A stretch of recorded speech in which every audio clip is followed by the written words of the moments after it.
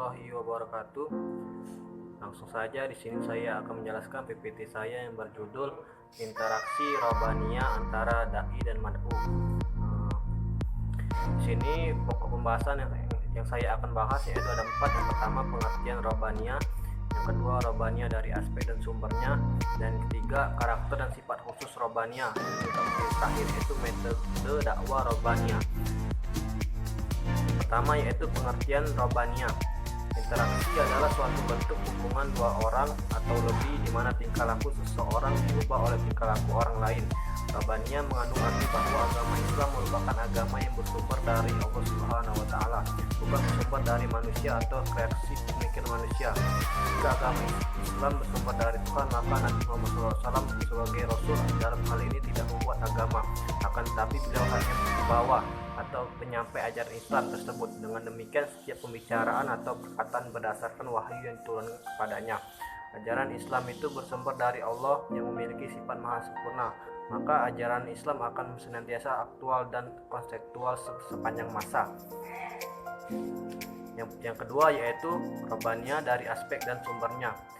Syariat Islam bersifat robbaniyah, artinya syariat Islam bersumber dari wahyu Allah Subhanahu wa taala kepada Rasulnya. Syariat Islam lahir bukan karena hasil perenungan oleh olah pikir, kajian, rekayasa, dan ambisi individu tertentu atau golongan tertentu atau partai tertentu dan atau negara tertentu, tetapi syariat Islam datang dari sisi Allah Subhanahu wa taala sebagai cahaya petunjuk bagi seluruh makhluknya. Yang ketiga yaitu karakter dan sifat robbaniyah. Yang pertama, karakter robbaniyah. Menurut Mazin Ibn Al-Karim Al-Fareh, robbaniyah adalah orang-orang yang memiliki karakter khusus yang meliputi: yang pertama, murabbin hakim, yaitu pendidikan yang bijaksana; yang kedua, dia muslim, yaitu pemimpin yang reformis; yang ketiga, mengamalkan ilmu; yang keempat, takdir alim, yaitu bertakwa bagi penyabar; yang kelima, filwaki umati, yaitu memahami realita umat. Ini berarti robbaniyah adalah orang-orang yang menggabungkan ilmu pengetahuan dengan pandangan politik yang bijak. Abu Ubaidillah pernah berkata, "Aku mendengar seorang yang berilmu berkata, robbaniyah adalah orang yang berilmu tentang halal, haram, perintah dan larangan, serta mengetahui berbagai khobar tentang umatnya, baik yang telah berlalu maupun sedang terjadi." Yaitu yang kedua yaitu sifat-sifat khusus robbaniyah.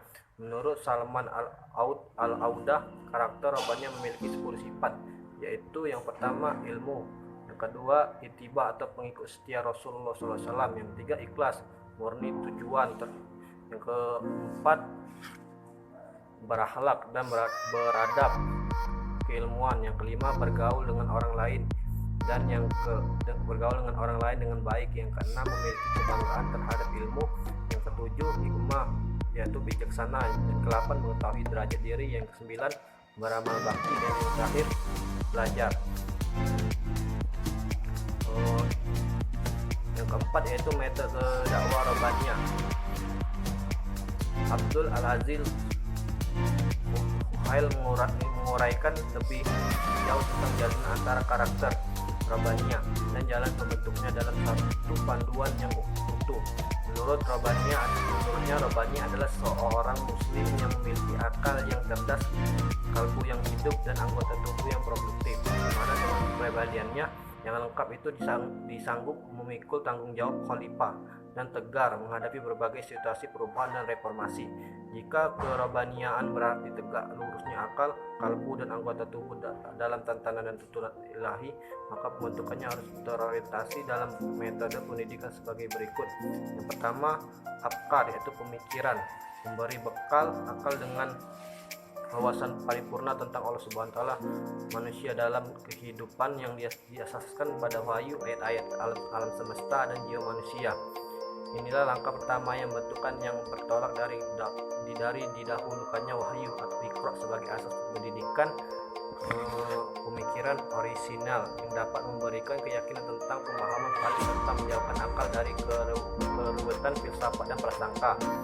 Yang kedua yaitu atifah, perasaan, mensucikan jiwa berbagai penyakit dari deritanya, meninggalkan cita-cita kalbu, meningkatnya dengan sumbernya gizi dengan berbagai hakikat azaliyah.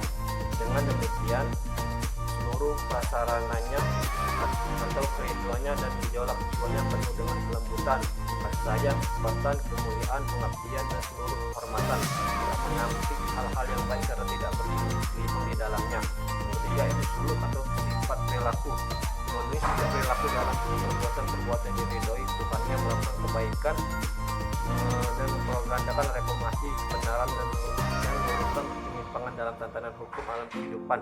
Dengan demikian, ketentuan tangannya terbiasa membangun dan memberi keduanya mata, memandangkan nikmat-nikmat Allah Subhanahu wa Ta'ala dengan pengandangan syukur, serta memandang aibnya dengan pandangan mengobati. Telinganya bisa mendengar suara orang-orang yang dizalimi. Mungkin itu saja yang dapat saya sampaikan, kurang lebih saya mohon maaf. Pada Allah saya mohon. Wassalamualaikum warahmatullahi wabarakatuh.